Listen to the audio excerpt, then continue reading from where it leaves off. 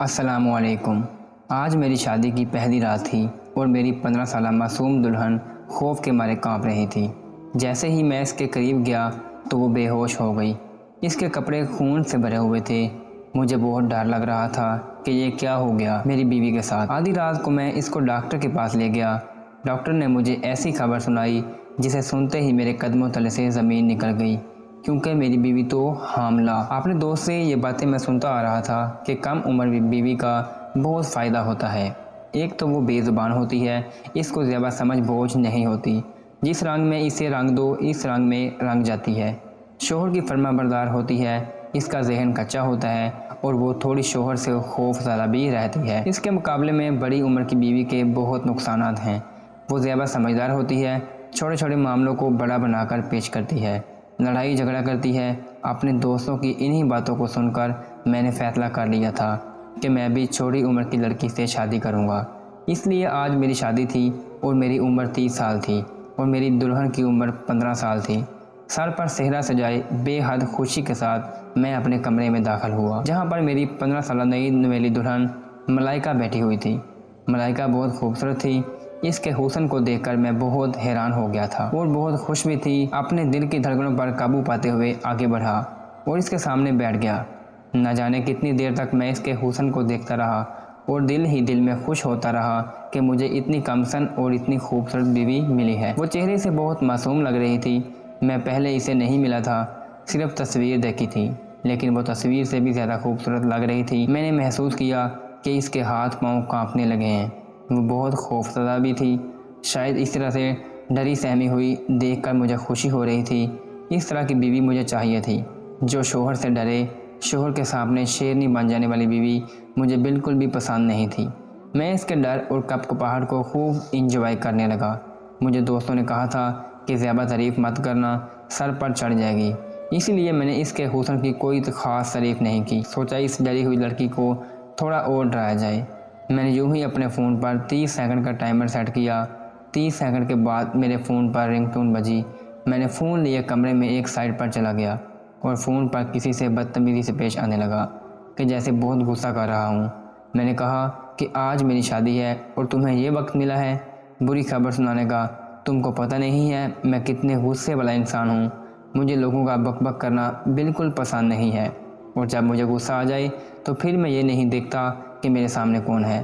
جو انسان مجھ سے اپنی خبر چاہتا ہے، اپنی خیر چاہتا ہے، وہ میرے سامنے کبھی بھی جواب نہیں دیتا۔ اور تمہاری اتنی ہمت کہ تم مجھے باتیں سنا رہے ہو، کل آ کر میں تمہیں ٹھیک کرتا ہوں، سیدھا نوکری سے نکال دوں گا، کیونکہ غلطی کی میرے پاس معافی ہے ہی نہیں۔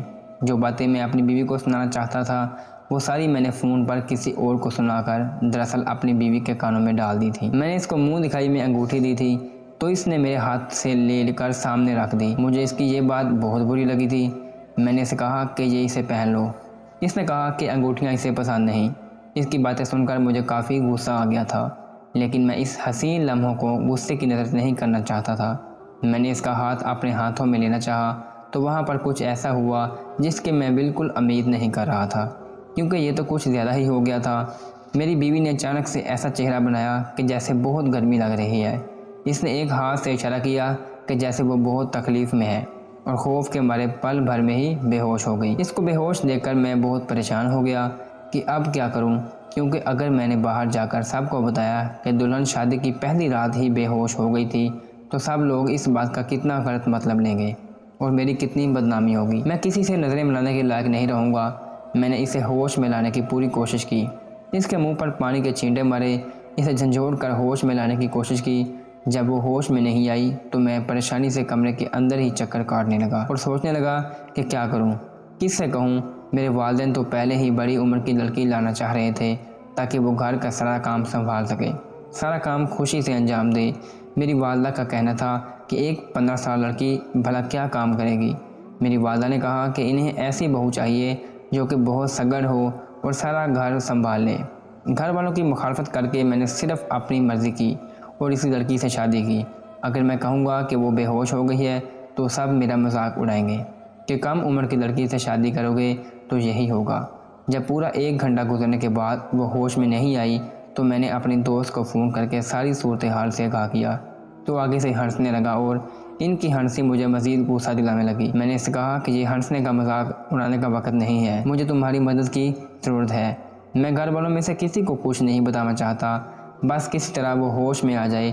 دسمبر کی سردی میں مجھے ٹھنڈی پسینے آ رہے تھے۔ میرے دوست کی بیوی ڈاکٹر تھی، اس لیے میں نے اسے فون کیا تھا کہ شاید کوئی مدد ہو جائے، تو اس نے کہا کہ پریشان ہونے کی ضرورت نہیں، وہ کسی بہانے سے اپنی بیوی کو میرے گھر لا رہا ہے۔ اس کی یہ بات سن کر میں مزید پریشان ہو گیا، کیونکہ شادی ختم ہو چکی تھی، مہمان اپنے گھر جا چکے تھے، گھر والے سونے کی تیاری کر رہے تھے، ایسے میں اس کی ڈاکٹر بیوی میرے گھر آ گئی تو کتنی خواری ہوگی۔ میں جو اس سے مدد کی درخواست کر بیٹھا تھا، ایسے لگ رہا تھا کہ یہ بات میرے گلے پڑ گئی ہے اور فائدے کی بجائے الٹا نقصان ہونے والا ہے۔ میں نے اسے صاف منع کر دیا کہ اپنی ڈاکٹر بیوی کو یہاں مت لانا، بلا وجہ میری خواری ہوگی، مجھ سے سوال و جواب ہوگا۔ اس نے کہا کہ ٹھیک ہے، پریشان ہونے کی ضرورت نہیں، وہ فون پر ہی میری اپنی بیوی سے بات کروائے گا۔ تو یہ بات مجھے ٹھیک لگی اور میں نے اس کی ڈاکٹر بیوی سے بات کی اور اسے ہوش میں لانے کی ترکیب پوچھی۔ اس نے مجھے کہا کہ اس کے پیروں کے تلووں پر مالش کرو اور اس پر کمبل ڈالو کیونکہ سردی ہے، اس طرح سے اسے گرمائش ملے گی اور شاید وہ ہوش میں آ جائے۔ میں یہی سب کر رہا تھا، لیکن میں بہت پریشان بھی تھا۔ میں نے یہ سب کر لیا لیکن پھر بھی اسے ہوش نہیں آ رہا تھا۔ میرا دوست پیچھے سے بڑبڑا رہا تھا اور اس کی بیوی مجھے طریقے بتا رہی تھی۔ میں نے اچانک سے کہہ دیا کہ اس کو ہوش آ گیا ہے، آپ کا بہت بہت شکریہ، کیونکہ میں اس صورتحال سے بہت تنگ ہو رہا تھا۔ انہوں نے کہا کہ چلو ٹھیک ہے، آپ سکون سے سو جاؤ۔ دراصل میری بیوی ہوش میں نہیں آئی تھی، مجھے سمجھ نہیں آ رہا تھا کہ میں کیا کروں، کیونکہ اتنی دیر تک بھی بے ہوش رہنا ٹھیک نہیں تھا۔ پریشانی میں ادھر ادھر چکر کاٹ رہا تھا جب سائڈ ٹیبل کے کنارے پر مجھے کچھ چمکتا ہوا نظر آیا۔ میں نے دیکھا تو میرے قدموں تلے سے زمین نکل گئی، کیونکہ یہ تو نیند کی دوا تھی اور اس کی دوا کا تھوڑا سا سفید رنگ ٹیبل پر پڑے گلاس میں نظر آ رہا تھا۔ اس کا مطلب میری بیوی نے خود بے ہوشی کی دوا کھائی تھی اور ظاہر تھا کہ اس دوا کو اثر کرنے میں تھوڑا وقت تو لگا ہوگا۔ جتنی دیر میں اس سے باتیں کر رہا تھا اتنی دیر میں دوائی نے اثر کر دیا اور وہ بے ہوش ہو گئی، اور یہ دوائی اگر اس نے کھائی تھی تو پھر اسے کوئی ہوش بھی نہیں لا سکتا تھا۔ میں اپنی بیوی کو حیران ہو کر دیکھ رہا تھا کہ اس کو تو بہت معصوم ہونا چاہیے تھا، لیکن یہ معصوم نہیں تھی۔ مجھے ساری رات نیند نہ آئی کہ آخر یہ کیا ماجرا تھا جو میری بیوی نے اپنی سہاگرات والے دن یہ سب دن کر لیا۔ کیا وہ میرے ساتھ وقت نہیں گزارنا چاہتی تھی؟ مجھے تو اس بات کی یہی سمجھ آ رہی تھی۔ صبح 4 بجے کا وقت تھا کہ دروازے پر دستک ہوئی۔ میں 15 منٹ پہلے ہی سویا تھا، بیٹھے بیٹھے ہی میری آنکھ لگ گئی تھی۔ میں نے باہر جا کر دیکھا تو میری امی تھی۔ اس وقت ان کو کیا کام تھا؟ ہمارے گھر میں تو کوئی اتنی جلدی نہیں جاگتا تھا اور آج ولیمہ بھی نہیں تھا، کیونکہ ہم نے ولیمے میں 1 دن کا وقفہ رکھا تھا تاکہ سب اچھے سے آرام کر سکیں۔ میری امی نے کہا کہ تم ابھی تک کمرے میں ہو، کیا کر رہے ہو؟ چلو یہاں سے۔ میں نے کہا کہ میری شادی ہوئی ہے، میرا کمرہ میں یہاں پر نہیں ہوں گا تو کہاں ہوں گا؟ امی نے کہا جس دن شادی ہوتی ہے اس سے اگلے دن دلہا اور دلہن زیادہ دیر کمرے میں نہیں رہتے، کمرے سے جانا ہوتا ہے، نہیں تو برا سمجھا جاتا ہے۔ میں نے کہا کہ ٹھیک ہے چلے چلتے ہیں۔ انہوں نے کہا کہ نہیں تم جاؤ، مجھے دلہن سے کوئی کام ہے۔ میں نے کہا کہ آپ کو کیا کام ہو سکتا ہے؟ جو بھی کام ہے وہ بعد میں کر لیجیے گا، وہ سو رہی ہے۔ میں نہیں چاہتا تھا کہ میری ماں کو پتہ چلے کہ میری بیوی بے ہوش ہو چکی تھی، کیونکہ انہوں نے یہی سمجھنا تھا کہ وہ میری وجہ سے بے ہوش ہوئی ہے۔ میری ماں نے کہا شادی تو تو نے کرا لی ہے لیکن باریک باتوں کو نہیں سمجھتا، اگلے دن دلہن سے ایک بات پوچھنی ہوتی ہے، میں وہی پوچھنے جا رہی ہوں۔ اپنی پسند سے لڑکی لائے ہو، خاندان کی لڑکی ہوتی تو یہ سب کرنے کی ضرورت نہیں ہوتی۔ خاندان کی لڑکیوں کا پتہ ہوتا ہے کہ وہ کس طرح پلی بڑھی ہیں، کیونکہ وہ آپ کی آنکھوں کے سامنے ہوتی ہیں، لیکن خاندان سے باہر سے لڑکی لائیں پتہ تو کرنا پڑے گا نا، ٹھیک بھی ہے یا نہیں۔ اتنا تو میں بچہ نہیں تھا، میری ماں کی بات سمجھ آ گئی تھی، لیکن جب وہ پہلے ہی بے ہوش ہو گئی تھی تو بھلا اس بات کا کیا تک بنتا تھا۔ میں نے اپنی ماں کو بہت بہانے لگائے کہ میری ماں ساتھ چلیں، میں نے کپڑے بدلنے ہیں، مجھے پتہ نہیں ہے میرے کپڑے کہاں پڑے ہیں، مجھے بہت بھوک لگی ہے، مجھے ناشتہ بنا دیں، لیکن یہ سارے بہانے میری ماں کو شک میں مبتلا کر گئے۔ میری ماں نے مجھے ایک طرف دھکا دیا اور اندر چلی گئی۔ اب میں کمرے کے باہر ایسے کھڑا تھا جیسے آپریشن تھیٹر کے باہر بندہ کھڑا ہوتا ہے اور اسے پتہ ہوتا ہے کہ کوئی بری خبر ملنے والی ہے۔ تھوڑی دیر بعد میری اماں باہر آئیں تو مجھے حیران ہو کر دیکھنے لگی اور اچانک سے میرے کندھے پر تھپکی دی اور کہا مبارک ہو، تمہاری بیوی ٹھیک ہے۔ میرے قدموں تلے سے زمین نکل گئی کہ بھلا امی کو یہ سب کیسے پتہ چل گیا۔ میں فوراً واپس کمرے میں بھاگا اور جا کر دیکھا تو سامنے کا منظر دیکھ کر میں بھی حیران پریشان تھا۔ میری بیوی کے کپڑوں پر خون لگا ہوا تھا، جیسے دیکھ کر میری ماں تو مطمئن ہو گئی تھی، لیکن میرا تو چین برباد ہو گیا تھا۔ سمجھ نہیں آ رہا تھا کہ آخر یہ سب کیسے ہوا۔ میری بیوی تھوڑا بہت ہل رہی تھی، اس کا مطلب ہے اسے ہوش آنے والا تھا۔ میں اس کی شکل نہیں دیکھنا چاہتا تھا، بہت غصے میں آ گیا تھا۔ میں کمرے سے چلا گیا۔ پورا دن میں نے اسے بلایا نہیں تھا اور رات کو آ کر بھی سکون سے اپنے کمرے میں سو گیا۔ گھر میں یہی باتیں ہو رہی تھیں کہ دونوں خوش ہیں، لڑکی بہت اچھی ہے، ہمارا فیصلہ غلط نہیں تھا۔ ولیمہ بھی خیر سے گزر گیا اور رات کو جب میں کمرے میں داخل ہوا تو میری بیوی نے مجھے کہا کہ آپ کے لیے کھانا لگا دیتی ہوں۔ امی نے کہا تھا کہ ہم دونوں ساتھ کھانا کھا لیں۔ میں نے کہا کہ ساتھ کھانا کھانے کی کیا ضرورت ہے، باہر کھانا لگا دو، میں باہر آ جاتا ہوں۔ تو میری بیوی نے کہا نہیں، امی کہہ رہی تھی ساتھ کھانا کھانے سے محبت بڑھتی ہے۔ میں نے اپنی بیوی کی طرف دیکھا کہ میرے سامنے محبت کی بات ہی نہ کیا کرو، تم نے مجھے دھوکہ دیا ہے۔ میں تو تمہیں بہت معصوم سمجھا تھا، لیکن اس معصوم شکل کے پیچھے اتنا بڑا راز تھا، میں سوچ بھی نہیں سکتا تھا۔ سمجھ نہیں آ رہی کہ تمہارا کیا کروں، کیونکہ اب تمہارے ساتھ میری عزت کا سوال ہے۔ تمہیں گھر میں رکھنا میری مجبوری بن گئی ہے، لیکن تم میرے دل میں کبھی بھی داخل نہیں ہو پاؤ گی۔ میں نے تمہارے بارے میں کیا کیا خواب سجائے تھے اور تم نے میری ساری امیدوں پر پانی پھیر دیا۔ ہمارے بیچ تو کچھ بھی نہیں ہوا، پھر وہ ثبوت گھر والوں کی دکھا کر سب کی نظروں میں اچھی کیسے بن گئی؟ کیسے دکھایا تم نے وہ ثبوت؟ سب کو کیا ماجرا تھا اس کے پیچھے؟ اور شادی کی پہلی رات کیوں بے ہوش ہو گئی تھی؟ کیا میری شکل نہیں دیکھنا چاہتی تھی؟ اس قدر نفرت کرتی ہو مجھ سے کہ شادی کی پہلی رات تم نے بے ہوشی کی دوا کھا لی تاکہ میں تمہارے قریب تک نہ آ سکوں۔ بولو کسے بے وفائی نبھا رہی ہو تم، جو ابھی تک تمہارے دل سے نہیں نکلا؟ میری بیوی پھول پھول کر رونے لگی اور کہنے لگی ایسی کوئی بات نہیں ہے، میری بات ایک دفعہ سن لیں۔ میں نے کہا ہاں بولو کیا بات ہے؟ تو وہ آگے سے خاموش ہو گئی، کہنے لگی کہ میں آپ کو نہیں بتا سکتی، مجھے بہت شرم آ رہی ہے۔ تمہیں شرم کی پڑی ہے تو شرماتی رہو اور میں کچھ اور سوچ لوں گا۔ عجیب لڑکی تھی، بار بار کہتی تھی کہ میری بات سنیں، لیکن پھر بولتی بھی نہیں تھی۔ میں تو اس سے تنگ آ گیا تھا۔ شادیوں میں کچھ اور رشتہ دار ایسے بھی آتے ہیں جو شادی ہونے کے بعد بھی گھر میں ہی رک جاتے ہیں۔ ایسے ہی 2 رشتہ دار ہیں میرے گھر میں ہی رکی ہوئی تھی، ایک میری پھپھو اور ایک میری چاچی۔ روز میری بیوی کو دیکھتی، میری بیوی کے کپڑوں پر خون لگا ہوتا، آپس میں ہنس ہنس کر باتیں کرتی اور کہتی تمہارا بیٹا تو لگتا ہے بہت خوش ہے تمہاری بہو کے ساتھ۔ میری ماں بھی بڑے فخر سے سر اٹھا کر کہتی ہاں ایسا ہی ہے۔ سارے لوگ مجھے خوش قسمت سمجھتے تھے۔ ایسی باتیں ویسے تو ایک کھلا راز ہوتی ہیں، کوئی کسی کے سامنے منہ پر تو نہیں کرتا، لیکن سب کو پتہ ہوتا ہے۔ سب لوگ مجھے خوش قسمت سمجھ رہے تھے، لیکن اصل حقیقت تو میں ہی جانتا تھا۔ بیوی کو ابھی تک ہاتھ نہیں لگایا تھا۔ میری بیوی روز رات کو بچوں کی طرح روتی، جب میں اس سے کچھ پوچھتا تو مجھے بتاتی نہیں۔ بالآخر مجھے اس پر غصہ آ جاتا اور میں اسے مزید ڈانٹنے لگتا، اس بات پر مزید رونے لگتی اور سو جاتی۔ اب مجھے احساس ہو رہا تھا کہ مجھ سے غلطی ہو گئی تھی، مجھے سمجھدار لڑکی سے شادی کرنی چاہیے تھی۔ کم سے کم آج میری زندگی ایسی تو نہ ہوتی، اگر کوئی مسئلہ ہوتا، کوئی پریشانی ہوتی تو کم سے کم مجھے کھل کر بتا دو دیتی۔ اب تو میں یہاں تک سوچنے پر مجبور ہو گیا تھا امی کو سب کچھ بتا دوں تاکہ وہی اس سے پوچھیں کہ اس کا مسئلہ کیا ہے، لیکن اس طرح بھی میری ماں نے مجھے تانے دینے تھے کہ تم ہی اس کو اٹھا کر لائے، اور میری ماں سب کے سامنے جو سر اٹھا کر چل رہی تھی اس کا وہ سر جھک جانا تھا۔